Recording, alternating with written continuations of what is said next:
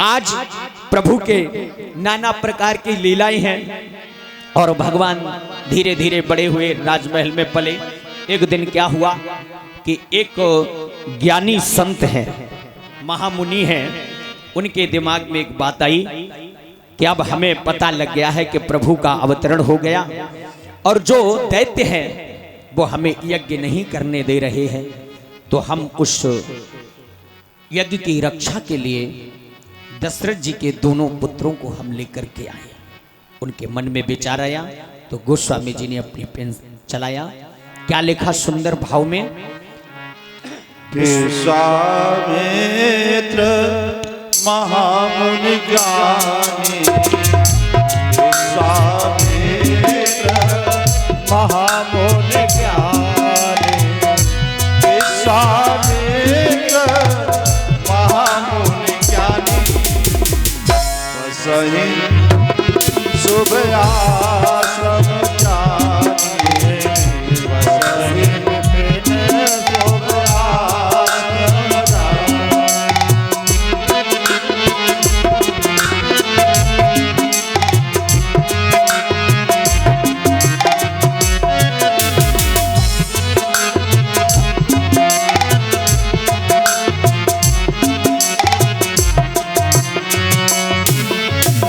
विश्वामित्र महामुनि ज्ञानी और बसे विपिन शुभ आश्रम जानी। अब विश्वामित्र जी जो हैं वो, उनके मन में विचार आया, क्योंकि जिस जंगल में रहते हैं वो उस जंगल में कई परिवार रह रहे हैं। ताड़िका है, सुभाऊ है, मारीच है, आदि आदि। अब ये को थोड़ी ही जो गिनती बताई जाए आपको, दुनिया भर के, और हर जंगल में ही रहते हैं। अब कौन से भी जंगल में ले लो, कल मैंने आपको शरीर जंगल की व्याख्या करी थी, तो उसके अंदर कितने व्यसन थे, विचार करिए। उसी प्रकार से उस जंगल में भी अब श्री विश्वामित्र जी ने देखा अब ये यज्ञ हमारा पूर्ण नहीं होने देंगे। जहां जप यज्ञ जोग मुनि करही, अति मारीच सुबाहु डर। अब ऐसा करते हैं कि अब वहां चलना चाहिए। और गाधि मुनि मन चिंता व्यापी। अच्छा एक बात बताओ, ये विश्वामित्र को चिंता क्यों व्यापी? विश्वामित्र की जगह ये चिंता श्रृंगी ऋषि को व्यापनी चाहिए थी, क्योंकि पुत्रेष्टि काम यज्ञ जो कराया था वो श्रृंगी ऋषि ने कराया। लेकिन ये कार्य विश्वामित्र जी के मन में चिंता क्यों आई? क्योंकि इनका संबंध इस सूर्य वंश से बहुत पहले से है या नहीं है? सूर्य वंश के राजा को ला करके बिकवा दिया था, बहुत पहले से संबंध है। आए दर्शन करते हैं। तो श्री विश्वामित्र जी आज जैसे ही महाराज दशरथ की ओर चले, मन में विचार करते हुए, और जैसे ही वहां दरवाजे पर पहुंचे तो एक सैनिक ने दौड़ करके जाकर के बताया कि महाराज मुनि पधारे हैं। मुनि पधारे सुना जब राजा,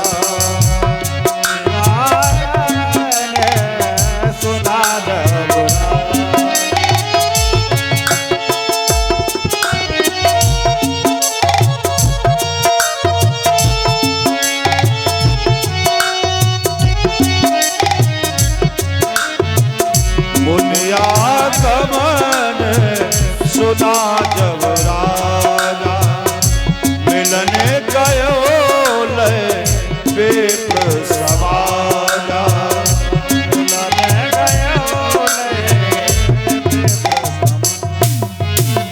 मुनि आगमन सुना जब राजा। जैसे ही राजा ने सुना, संतों का सत्कार सूर्यवंश जानता है, चंद्रवंश जानता है। ध्यान दीजिएगा, हम आप संतों को देख करके मुख मोड़ लेते हैं। सूर्यवंशी राजा महाराज दशरथ जी ने जैसे ही कान में आवाज पड़ी, कौन आए हैं? विश्वामित्र जी आए, संत आए हैं। और जैसे ही सुना तो दौड़ करके गए और ले, किसके साथ में गए? सभी विप्रों को साथ में ले गए और खूब उनकी पूजा करी। करी दंडवत मुनेहि सन्मानी, आकर के उनसे दंडवत किया, प्रणाम किया, और प्रणाम करके सीधा ले जा करके उन्हें कहां बिठाया? इधर उधर नहीं बिठाया, निज आसन बैठारे आनी। कहां बिठाया? निजी आसन, सिंहासन पर। और सिंहासन पर बिठा करके साइड में खड़े हो गए। और जब साइड में सिंहासन पर बैठा दिया, चरण पखार महाराज कीन अति पूजा और विशेष पूजा करी। और करने के बाद बोले हमारा तो जीवन ही प्यारे धन्य हो गया, मुनिवर आप पधार गए, बताइए प्रभु क्या क्या आपकी सेवा करूं। बोले ज्यादा सेवा की आवश्यकता नहीं है, मैं ज्यादा सेवा नहीं चाहता हूं। बोले फिर क्या चाहते हो? बोले अब चाहता हूं वो तुम मुझे दे दो। बोले क्या चाहते हो? बोले और कुछ नहीं, हम तुम्हारे पुत्र को चाहते हैं। राम देख मुनि देह विसारी, जैसे देखा जाए हम इन्हीं को चाहते हैं। दे पाओगे? राम दे दो। किसे दे दो? राम दे दो। अच्छा एक बात बताओ, अगर आपसे कोई ये कहे राम दे दो, दे दोगे? नहीं दोगे ना। और हम आपको पहले पूरी बात बता चुके हैं, दशरथ कौन है, कौशल्या, केकई, सुमित्रा, वो बात याद रखना। कर्म, उपासना, ज्ञान और वेद रूपी दशरथ जी, ध्यान में रखना। आज जैसे ही उन्होंने कहा कि हमें राम दे दो, राम को जब उन्होंने मांगा तो दशरथ जी ने कहा ना प्रभु, यही बात गड़बड़ कर दी। बोले क्या बात हमने गड़बड़ कर दी? कि ये बात आपने गड़बड़ कर दी कि आपने राम को मांग लिया, राम को नहीं मांगना चाहिए था। बोले फिर क्यों? बोले हमें राम की जरूरत है, राम दे दो, हमें राक्षस परेशान करते हैं और उस व्यवस्था को संभालना है, हमें राम दे दीजिएगा। और जैसे ये आवाज राजा के कान में पड़ी, सुनी राजा अति प्रिय वाणी, जैसे ये अप्रिय वाणी उनके कान में पड़ी कि राम को दे दो, उसी समय हृदय कंप मुख दुति मुख लानी, जैसे पुष्प जो है मुरझा जाता है और मुरझाया हुआ लटका हुआ है, ऐसे ही दशरथ जी मुंह लटकाई कंपायमान होकर के खड़े हैं। ये क्या कर दिया तुमने मुनिराज? आपने हमारे राम को मांग लिया, राम को नहीं मांगना चाहिए था। अब अगर इनसे मना कर दें, अगर इनसे मना करते हैं तो पता ना ये क्या करेंगे। क्यों? क्योंकि इन्होंने पहले से सम्मत है, ये गड़बड़ कर देंगे। इसलिए महाराज दशरथ जी ने कहा कि हम राम को प्रभु कैसे दे दें, ये तो मेरी आंखों के तारे हैं। मांगो भूमि दे धेनु धन कोषा, अगर आपको मांगना है भूमि मांग लो, धन मांग लो, गाय मांग लो, जमीन मांग लो, जो चाहिए। और अंत में कह दिया सर्वस्व देव आज सह रोषा, जो भी चाहिए सर्वस्व ले लो। लेकिन प्यारे आपसे मेरी प्रार्थना है, देह प्राण ते प्रिय कछु नाहि। अभी मैंने आपको बताया ही था कि इस शरीर में आत्मा से ज्यादा प्रिय कोई चीज नहीं है, उसी प्रकार से मुझे राम प्रिय है, इसे देत बनता नहीं है। राम देत न बने गुसाई, राम को देते हुए बनता नहीं है। अब महाराज दशरथ जी ने विचार किया। क्या विचार किया? दशरथ कौन है? राजा है, और राजा 4 चीजों से चलता है। कितनी चीजों से? 4 चीजों से। साम दाम दंड भेद, 4 चीजों से तो राज्य ये चल रहा है। जो भी राजा बनेगा, और ये भगवान के द्वारा ही प्राप्त होती हैं। और जैसे ही भगवान से विमुख हुआ, धर्म के विरुद्ध जिस राजा ने कार्य किया, तो ये प्यारी चारों चीजें छिन जाती हैं। ये चारों चीजें छीन लेता है परमात्मा, और जो धर्मवित होकर के महाराज राज्य चलाता है, उसको भगवान स्वतः प्राप्त करा देता है। अब पहले नंबर क्या है? साम। कौन सा? साम माने समझाना, निवेदन करना, आदर करना। तो क्या जैसे ही सुना वो समझ गए, विश्वामित्र का आना साधारणता नहीं है। राजा दशरथ समझ गए। क्यों? एक बार हमारे सूर्य वंश में जब आए तो इन्होंने आकर के महाराज हरिश्चंद्र का राज्य अपने हाथ में ले लिया था। अब बोले महाराज ये आए हैं तो खतरनाक व्यक्ति को उसकी व्यवस्था वही करी जाती है। और जैसे ही जब इन्हें निजी आसन पर बिठाया, इतने में नारद जी आ गए। नारद जी ने आकर के पूछे, हमें जी तो बताओ राजा दशरथ तुमने जी काम क्यों करूं? नारद जी को तो जानते हैं, संवाददाता है। संवाददाता मतलब पत्रकार। और नारद जी एकमात्र ऐसे पत्रकार हैं जो हर पार्टी के पत्रकार हैं। महाराज जी हर पार्टी के पत्रकार हैं। जैसे त्रेता युग में, द्वापर में और सतयुग में, तीनों युगों में एकमात्र नारद जी पत्रकार थे जो हर पार्टी के थे। लेकिन कलयुग में एक भक्त बोले, पंडित जी तो ये पत्रकार खुईकाई के ले गए, ये पत्रकार नारद जी अब दिखाई क्यों नहीं देते, पहले देते थे। तो बोले अब इसलिए दिखाई नहीं देते हैं कि कलयुग में घर घर में पत्रकार हैं। पहले पत्रकार थे ही नहीं, एक थे, अब घर घर में पत्रकार हैं, इसलिए ये पत्रकार नारद जी अब लुप्त हो गए। अनुभव करोगे है, हाँ लुप्त हो गए। बोले महाराज कि नारद जी ने आकर के दशरथ जी से पूछा कि तुमने इन्हें सिंहासन पर बिठा दिया, और राजा के सिंहासन पर साधारण तरीके से नहीं बिठाया जाता। कैसे? सभी तीर्थों का जल मंगवाया जाता है। प्रथम तिलक वशिष्ठ मुनि कीना, राजा जो बनेगा उसका तिलक वशिष्ठ जी महाराज करते हैं, कुल पुरोहित हैं आपके। और आपने बिना तिलक किए, बिना जल मंगवाए, बिना पूजा करे इन्हें राज्य सौंप दिया। दशरथ जी बोले नारद जी प्रणाम है, तुम कश जानता तो? बोले क्यों? बोले तुम्हें तो सब बातें भुलानी है गई। क्यों हो गई? कि जब जे एक बार आए हरिश्चंद्र के पास तो हमारे बुजुर्गों ने जो गलती करी वो हम नहीं करेंगे। एक ही बार में राज्य ले लिया, अब हमने जब जे सिंहासन पर ही बिठाए दे तो जे राज्य तो ले ही नहीं पाएंगे। पहले ही गद्दी हमने इनके हाथ में सौंप दी, और जैसे ही पहले गद्दी सौंप दी तो ये क्या है? शाम चरण पखार, जो पूजा करी शाम। अब जे समझाने से भी नहीं माने। अब दाम, जब दाम की बात आई तो उन्होंने क्या कहा? महाराज यही मत मांगो, बाकी सब ले लो आप। मांग देहो भूमि धेनु धन, जो चाहिए वो ले लो, और अंत में सर्वस्व ले लो। तो दाम से भी नहीं माने। अब केवल एक चीज रह गई है। क्या रह गई? भेद। और जितने भी दो परिवार ऐसे हैं शास्त्र में जिनके यहां संतों को, ब्राह्मणों को दंड नहीं दिया जाता। दो परिवार, एक कृष्ण परिवार, एक राम परिवार। ये दो परिवार ऐसे हैं जहां ब्राह्मणों को दंड नहीं दिया जाता, संतों को दंड नहीं दिया जाता। संतों के साथ कोई भी मार्ग अवरोधक नहीं होता, वो सीधे सीधे जाकर के मिलते हैं।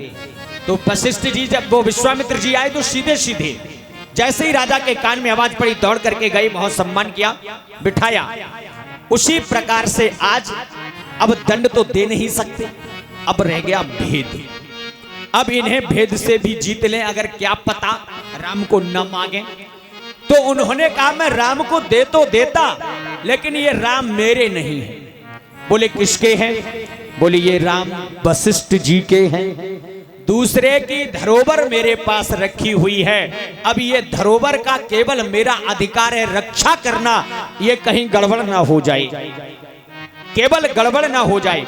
तो उन्होंने वशिष्ठ जी का नाम क्यों लिया यहाँ पर कि वशिष्ठ जी की धरोहर राम जी हैं। उन्होंने इसलिए नाम लिया वशिष्ठ जी का कि वशिष्ठ जी का और विश्वामित्र जी का 36 का आंकड़ा था, क्योंकि उन्होंने जो है 100 बेटे मार दिए थे।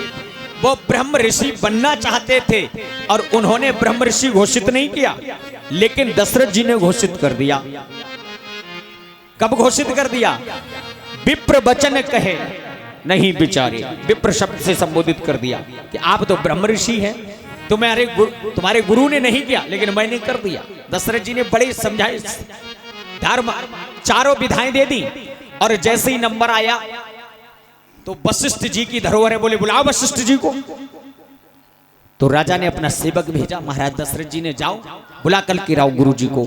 जैसे ही भेजा तो चलते समय बोल दिया बता देना विश्वामित्र जी भी आए हुए हैं। जैसे ही बोला कि विश्वामित्र जी भी आए हुए हैं तो गुरुदेव भगवान तो भाग खड़े भये, और जैसे ही सामने आए और आकर के देखा तो उसी समय बैठे हुए सिंहासन से विश्वामित्र जी खड़े हो गए।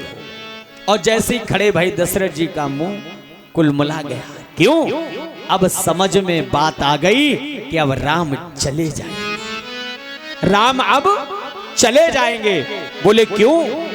बात इसलिए आ गई कि जैसे ही उन्होंने देखा तो दौड़ करके आए। कौन? वशिष्ठ जी। और उधर से सिंहासन से उतर करके अति आदर दो तनय बुलाए।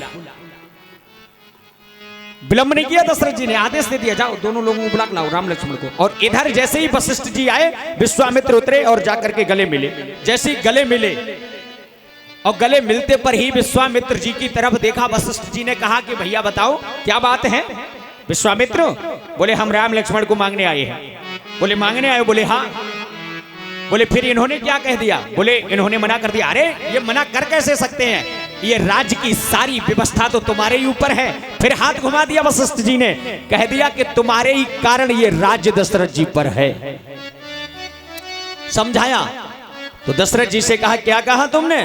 बोले महाराज हमने कुछ नहीं कहा, मैंने तो पहले ही आदेश कर दिया अति आदर दो तनय बुलाई।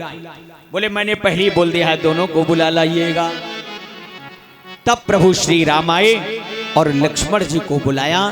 लक्ष्मण जी ने राम जी ने आकर के चरणों में प्रणाम किया।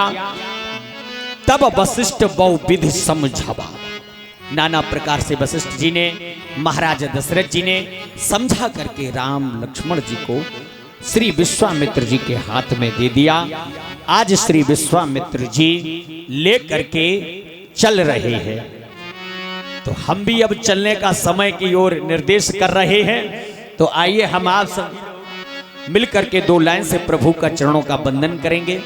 और कल हम आपको भगवान श्री राम का दर्शन कराते हुए सीता स्वयंवर कल संध्याकालीन बेला में रहेगा। हरि हरि गोविंद रे मानवा, हरि हरि गोविंद रे मानवा। श्री असुता को परम दुलारो, श्री असुता को परम दुलारो। बाबा की अखियन को तारो, बाबा की अखियन को तारो। राधा के चित चोर हो, राधा के चित चोर बनवा। जय हो हरि हरि गोविंद, दोनों हाथ उठा के बोलिए हरि गोविंद रे मानवा। हरि हरि गोविंद बोल रे मानवा, हरि हरि गोविंद बोल रे मानवा। हरि हरि गोविंद बोल रे मानवा, हरि हरि गोविंद, हरि हरि गोविंद बोल, हरि हरि गोविंद बोल मानवा। गोविंद हरि गोविंद रे मानवा। ताली बजा के श्री राम हरि गोविंद बोल, हरि गोविंद बोल, हरि गोविंद बोल, हरि गोविंद बोल। प्रेम से बोलिए सीताराम भगवान की जय, श्री हनुमान जी महाराज की जय। अब सुध कर लो घर जाने की, और बात रही पक्की कल और इसी जगह पर आने की। कल के बाद मैं नहीं कहूंगा, बहुत कटी थोड़ी रही लगी किनारे आए, और ताल भंग मत होइए कुले दाग लग जाए। हर चीज महाराज जी मर्यादा में अच्छी लगती है, हर स्थान पर हर कार्य नहीं हो सकता। ध्यान में रखते हुए सभी भक्त अपने स्थान पर खड़े हो जाएं प्लीज।